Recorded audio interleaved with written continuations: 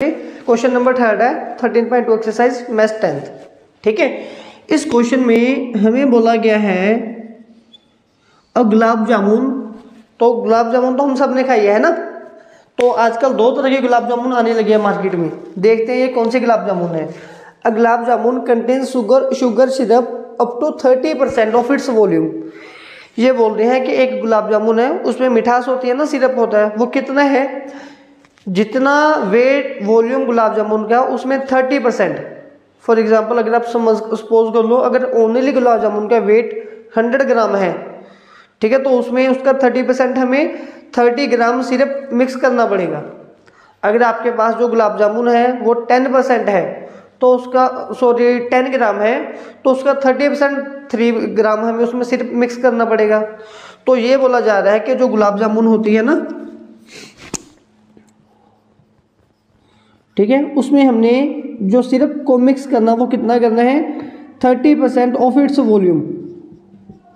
ठीक है, चलिए फिर ये आगे हमें बोल रहे हैं। तो अब आपने बताना है कि how much syrup would be found in 45 gulab jamun. अब हमारे पास 45 गुलाब जामुन है और हमें डिसाइड करना है कि उसमें कितनी शुगर की कैपेसिटी है। ठीक है, उसमें जो शुगर सिरप है वो कितनी डाली जाएगी। एक गुलाब जामुन में कितनी आएगी, पहले के गुलाब जामुन का हम वॉल्यूम निकालेंगे। ठीक है, फिर उसमें पता करेंगे कि उसमें कितना सिरप हमें चाहिए, मतलब उसका 30% चाहिए। फिर हम जितना सके उसकी मल्टीप्लाई बाय 45 से कर देंगे, क्योंकि 45 में हमें फाइंड करना है फाइनली कि कितना है। ठीक है, तो फिलहाल मुझे लगता है यहाँ तक की स्टोरी तो आसान है, समझ में आ गई। लेकिन अभी गुलाब जामुन का वॉल्यूम कैसे निकालेंगे, उसकी शेप भी तो पता होनी चाहिए। फिर ये बोल रहे हैं each shaped like a cylinder with 2 hemispherical ends. ये बोले कि जो वो हर एक गुलाब जामुन है वो कैसे बनी हुई है, वो है लाइक ए सिलेंडर, मतलब कि वो एक सिलेंडर की तरह है, जस्ट लाइक दिस।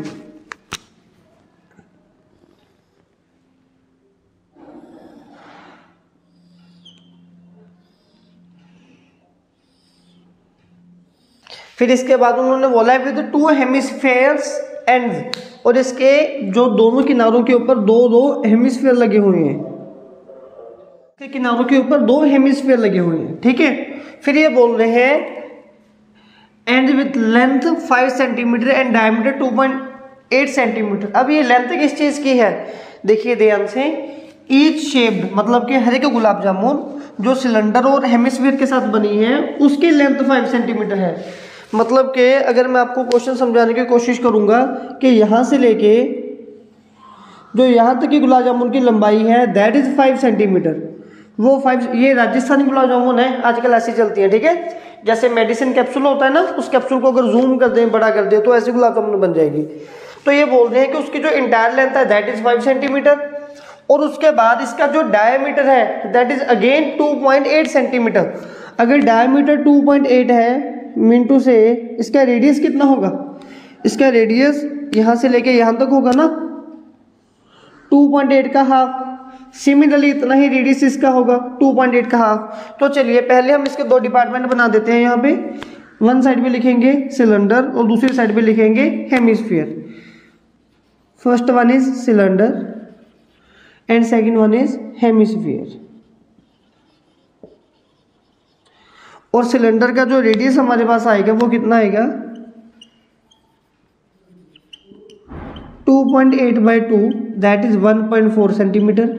और ये सेम रेडियस हेमिस्फीयर का भी रहेगा दैट इज 1.4 सेंटीमीटर। ठीक है, कितना आएगा ये 1.4 सेंटीमीटर। मतलब कि यहाँ तक की जो लंबाई है वो कितनी है, 1.4 सेंटीमीटर। सिमिलरली यहाँ तक की भी लंबाई कितनी है, 1.4 सेंटीमीटर। तो ये इंटायर रेड 5 थी और हमें सिलेंडर की जो हाइट है वो इतनी सी होगी। मतलब कि अभी सिलेंडर की जो लंबाई हमारे पास आएगी वो कितनी आएगी, हाइट और लेंथ सिलेंडर में दोनों सेम ही चीज़ें होती हैं। अगर हमने वो निकालनी है तो क्या करो, पूरी गुलाब जामुन की लंबाई से 5 से ये वाला रेडियस माइनस कर दो 1.4 और ये वाला रेडियस माइनस कर दो 1.4। तो कितना आएगा हमारे पास, मिनटू से 5 में से 2.8 के बनेगा 5 - 1.4 - 1.4 तो 2.8 के 2.2 सेंटीमीटर इसकी हाइट आएगी। ठीक है, तो अभी सबसे पहले हमें क्या करना है, वॉल्यूम ऑफ 1 गुलाब जामुन। ठीक है, वॉल्यूम ऑफ 1 गुलाब जामुन वो कैसे निकलेगा, वॉल्यूम ऑफ सिलेंडर, यहाँ पे लिख देते हैं हम, क्योंकि पहले इसका वॉल्यूम फिर प्लस वॉल्यूम ऑफ हेमिस्फीयर और इतना ही हेमिस्फीयर यहाँ पे है, तो सिमिलरली सेकंड हेमिस्फीयर यहाँ पे। अभी वॉल्यूम ऑफ सिलेंडर हमने यहाँ पे लिखा हुआ है, क्या है, that is pi r square h, है ना। तो यहाँ पे वैल्यू पुट करेंगे पाई आर स्क्वायर एच, और ये हो गया 2, next into volume of hemisphere क्या होता है हमारे पास, 2/3 पाई आर क्यूब। फिर यहाँ पे लिखेंगे 2/3 पाई आर क्यूब। ठीक है, फिर इसके बाद इसको यहाँ से नेक्स्ट कंटिन्यू हम करते हैं। अब ओके, इन दोनों में कौन सी वैल्यू कॉमन आ रही है, एक तो कॉमन आ गया पाई और एक कॉमन आएगा आर स्क्वायर। यहाँ पे बचेगा एच प्लस 4/3 पाई बाहर जा चुका, आर क्यूब में से आर स्क्वायर बाहर चुका, और यहाँ पे बचेगा आर। तो नेक्स्ट आगे वैल्यूज पुट करेंगे। फिलहाल पाई को 22/7 हम पुट कर सकते हैं, क्योंकि रेडियस है हमारे पास 1.4। ठीक है, आर है 1.4, तो आर स्क्वायर है ना 1.4 इंटू 1.4, मतलब कि 14/10 इंटू 14/10, डेसिमल हटा के पॉइंट आ गया हमारे और 10 आ गया हमारे पास। फिर ब्रैकेट स्टार्ट हो रही है। नेक्स्ट हाइट कितनी है हमारे पास, height is 2.2 plus 4/3 into R, R कितना है हमारे पास 1.4। जब इसको सोल्व करेंगे यहाँ पे आएगा 2, ये 10 की कटिंग मत करना क्योंकि ये आसानी से डिवाइड में आ जाता है। 28 56 ऊपर बनेगा 616 डिवाइडेड बाय 100, और यहाँ पे आएगा 2.2 प्लस 5.6/3, और इनका लीजिए यहाँ पे एलसीएम, ये बनेगा 616 मल्टीप्लाई बाई 100, और यहाँ पे जब एलसीएम आएगा 3 लेंगे एलसीएम, यहाँ पे बनेगा 6.6 हमारे पास प्लस 5.6। फिर इनको कीजिए प्लस आगे, ये बन गया 616 इंटू 100 मल्टीप्लाई, जब इनको हम प्लस करेंगे ये बन गया 12.2 डिवाइडेड बाई 3। इनमें से किसी की भी कटिंग नहीं हो रही। ठीक है, तो ये तो एक गुलाब जामुन का हमारे पास वॉल्यूम आया है सेंटीमीटर क्यूब। तो हमारे पास ऐसे कितने गुलाब जामुन है, 45 गुलाब जामुन है। तो अभी हम यहाँ पे लिखेंगे so volume of 45 gulab jamun. तो ये एक गुलाब जामुन का वॉल्यूम है, 45 पे कितना है, क्या मल्टीप्लाई बाय 45 कर। देखिए अगर एक गुलाब जामुन 10 रुपए की है तो 5 गुलाब जामुन कितने की आएंगी, 5 इंटू 10। अगर एक 20 रुपए की है तो 10 कितने की आएगी, 20 इंटू 10।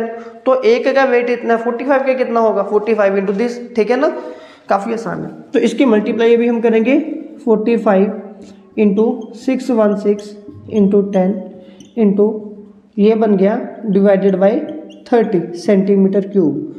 फिर अभी इसको अभी कैलकुलेट नहीं करेंगे, फिर आगे हम लिखेंगे total presence of sugar syrup, जो हमसे इन्होंने पूछा है finally. So total presence of, या फिर हम ये लिख सकते हैं कि total need of sugar syrup हमारे पास कितनी, दैट इज 30% है ना, 30% ऑफ दिस। इसका मतलब क्या होगा, 30% का मतलब होता है 30/100, ऑफ का मतलब होता है मल्टीप्लाई, और किसका 30%, ये सारे का। ठीक है, तो 45 इंटू 616/100 इंटू 122 डिवाइडेड बाई 30। अब कटिंग कर दो, ये तो डायरेक्ट कटिंग होगी इसकी तो। ठीक है, और अब आगे कैलकुलेटर हमें उठाना पड़ेगा, इनकी कटिंग वगैरह करके हमें कुछ नहीं मिलने वाला। ठीक है, अगर हम करेंगे तो थोड़ा सा आसान कर लेते हैं। यहाँ पे आ जाएगा 5 के टेबल पे 9, और यहाँ पे आ जाएगा 20, और फिर हमारे पास यहाँ पे आ जाएगा 61, और यहाँ पे आ जाएगा 10। तो अभी फाइनली हमें मल्टीप्लाई करनी है 9 इंटू 616 इंटू 61 और डिवाइडेड बाई 1000। हाँ जी, कितनी मल्टीप्लाई करनी है हम लोगों ने? 9 मल्टीप्लाई बाई 616 मल्टीप्लाई बाई 61। तो ये आंसर बनेगा 338184 equals to 338184 divided by 1000 centimetre cube. या तो ये आंसर आ गया। ये लिखने के बाद फिर इन्होंने हमसे आगे पूछा था कि अभी हमें हमारा आंसर कैसे निकालना है। यहाँ पे लिखा था अप्रोक्सीमेट, ठीक है, फाइंड अप्रोक्सीमेट। अप्रोक्सीमेट मतलब कि अब इसको राउंड ऑफ कर दो। देखिए ये डेसिमल के बाद वाला नंबर क्या है, मतलब कि 200 के ज़्यादा नहीं है ना, तो इसका फाइनल आंसर हम यहाँ पे लिखेंगे 338.2 सेंटीमीटर या 200 सेंटीमीटर क्यूब और ब्रैकेट में आएगा अप्रोक्सीमेट। आई होप ये सबको क्लियर होगा।